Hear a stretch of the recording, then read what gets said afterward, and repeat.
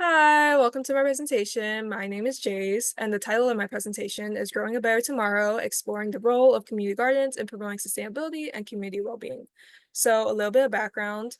I interned with Weed Warriors at their Burien, Washington location, and one of the reasons why it's important that we start to transition to sustainable practices like urban and community gardening is because it's vital for addressing climate change. As you can see in figure 1, expansive agriculture causes deforestation, which disturbs ecosystems and unfortunately accelerates climate change.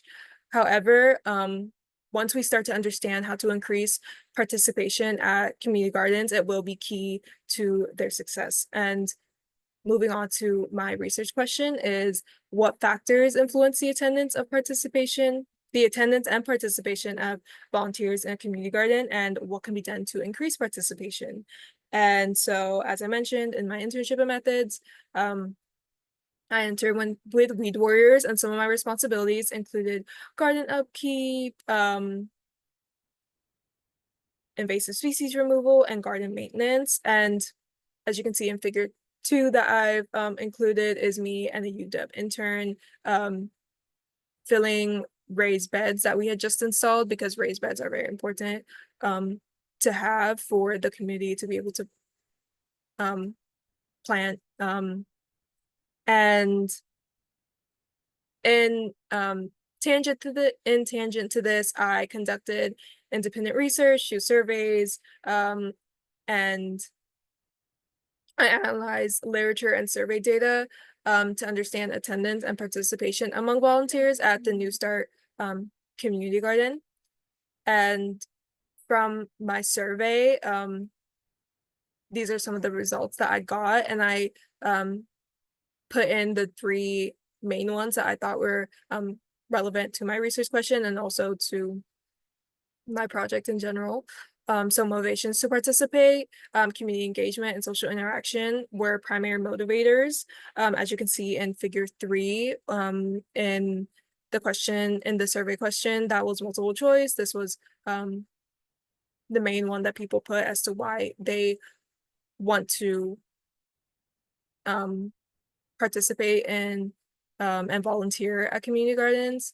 But also there was an interest in sustainable agriculture and environmental awareness. So there is this already foundation that people have about community gardens, and thought process is that they are sustainable. And the conflicts volunteering, such as time constraints, and schedules that don't align, were primary barriers to this participation.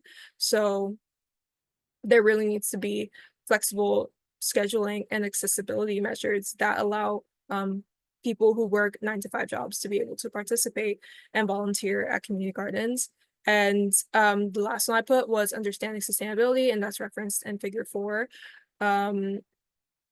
Most respondents believe that community garden plays a significant role in sustainable alternatives. So community gardens really can serve as places to promote environmental consciousness, which is very important. And in my solutions, I put increased participation by offering flexible scheduling options for busy individuals, as I previously stated, expanding educational workshops to attract diverse interests, targeting outreach efforts to engage underrepresented communities, and then developing family activities to involve parents and children. And I referenced this in figure 5, where I put some quotes that I got from the survey. From the question, what improvements or changes would you suggest to enhance community engagement in the garden? And more activities that are accessible for those with 9-to-5 jobs came up as a response, as I've talked about. And also the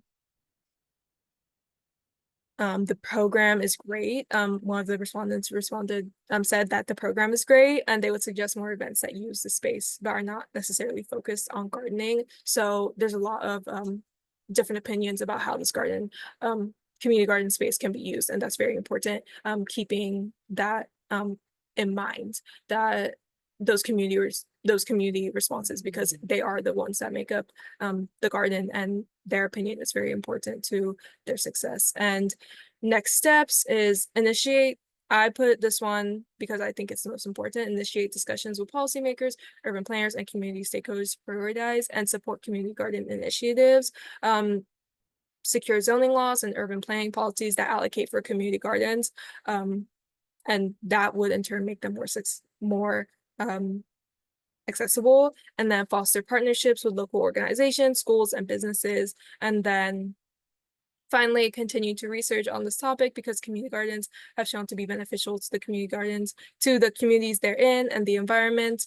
And then on that last note, acknowledgements, I just want to thank everybody who has supported me along my journey. My site supervisor, Grace Stiller, my faculty advisor, Perry Athworth, and as well as my cohort and my friends and family. Thank you.